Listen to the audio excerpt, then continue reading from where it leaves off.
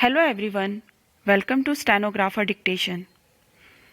दैनिक जागरण संपादकीय पेज 80 शब्द प्रति मिनट की गति से डिक्टेशन स्टार्ट होगी 5 सेकंड बाद।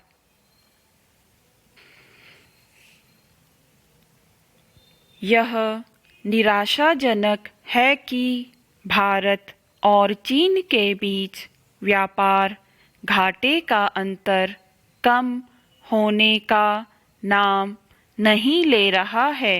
हालांकि लद्दाख सीमा पर तनाव कायम रहने और कोविड महामारी का प्रसार होने के कारण एक ऐसा माहौल बना था जिसमें चीनी वस्तुओं पर निर्भरता कम करने की मुहिम तेज हुई थी। उम्मीद की जाती थी कि यह मुहिम रंग लाएगी, लेकिन प्रारंभ में मामूली सफलता के बाद कुछ विशेष हासिल नहीं हो सका।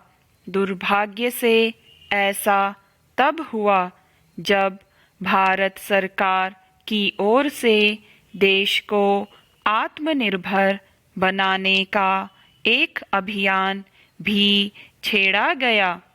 इस अभियान का एक बड़ा उद्देश्य चीनी आयात को कम से कम करना था। माना जा रहा था कि सरकार के इस अभियान और देश विदेश में चीन विरोधी भावनाओं के चलते उसका उल्लेखनीय असर होगा, लेकिन ऐसा हो नहीं सका। विडंबना यह रही कि भारत की तरह अन्य देश भी चीनी आयात पर अपनी निर्भरता कम नहीं कर सके। दुनिया के अन्य देश अपनी इस नाकामी पर कुछ भी सोचें, भारत के लिए यही उचित होगा कि वह चीन से होने वाले आयात को कम करने के लिए नए सिरे से सक्रिय हो।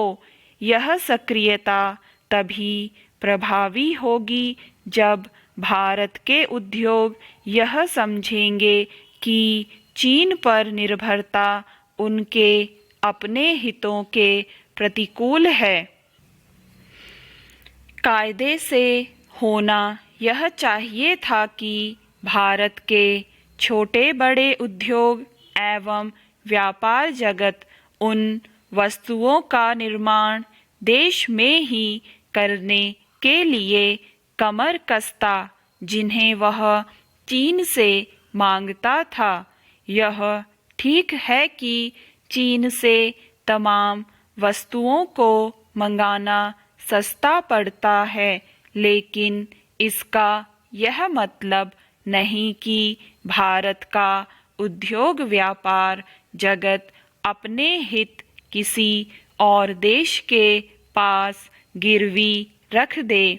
यह सही समय है कि उद्योग व्यापार जगत के साथ वित्त मंत्रालय, वाणिज्य मंत्रालय और सूक्ष्म लघु एवं मध्यम उद्यम मंत्रालय ऐसी कोई रूपरेखा बनाए जिससे भारतीय उद्यमी चीन पर अपनी निर्भरता कम करने में सक्षम साबित हों। उचित यह होगा कि आत्मनिर्भर भारत अभियान की नए सिरे से समीक्षा हो। यह इसलिए भी आवश्यक है कि जब तक व्यापार का पलड़ा चीन के पक्ष में झुका रहेगा, तब तक वह सीमा विवाद और अन्य अनेक मसलों पर अपने अड़ियल रवैये का परित्याग नहीं करने वाला। भारत सरकार और देश के उद्योग व्यापार जगत को इसलिए भी चेतना चाहिए क्योंकि चीन की सबसे बड़ी रियल एस्टेट कंपनी एवरग्रैंड डूबने की कगार पर है। इसके चलते चीनी अर्थव्यवस्था के गहरे संकट में फंसने की जबरदस्त आशंका उभर आई है। इतना ही नहीं, यह भी अंदेशा पैदा हो गया है कि चीन में जो आर्थिक संकट आकार ले रहा है वह विश्व अर्थव्यवस्था को कुछ उसी तरह प्रभावित करने का काम कर सकता है जैसे अमेरिका के लीमैन ब्रदर्स संकट ने किया था। स्टॉप।